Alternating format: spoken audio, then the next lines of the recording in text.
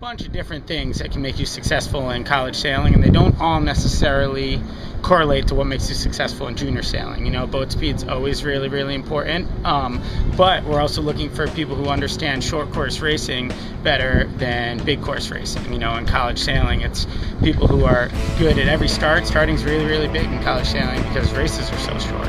And on a Club 420 race course at the Orange Bowl, you can make up for some of your flaws with straight line boat speed.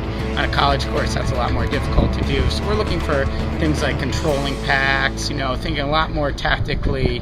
And the other thing definitely is kids who have demonstrated work ethic and who are, I'm more interested a lot in what the kid's been doing in terms of clinics and regattas he's attending, more so than how his results are at any given regatta, and I think I'd rather see a kid who's gone to the Gonzalez Clinic here at Sal Newport, but maybe was in the middle of NBYA, rather than have the kid who won NBYA but skipped the Gonzalez Clinic race. We know what the scores are.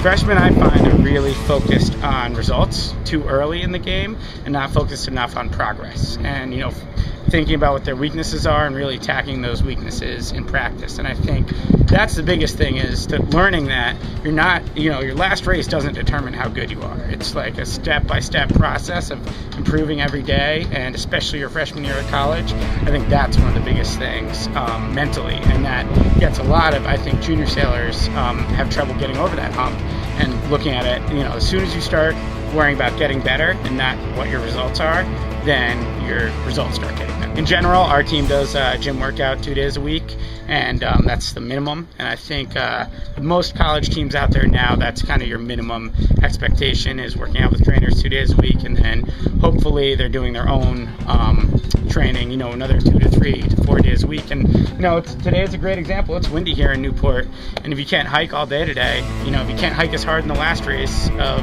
Sunday as you did in the first race on Saturday, then you're not going to be as good as people who are doing that. I think that's kind of what we look for in terms of off-season fundraising. The biggest, most important thing is to be aware of your resources, and this is something we didn't do when I was in college. On my club team is really involved your school's development department. They have, the lists that they can give you of previous participants, alumni, parents. Make a newsletter, be consistent, and over time that stuff really builds on itself.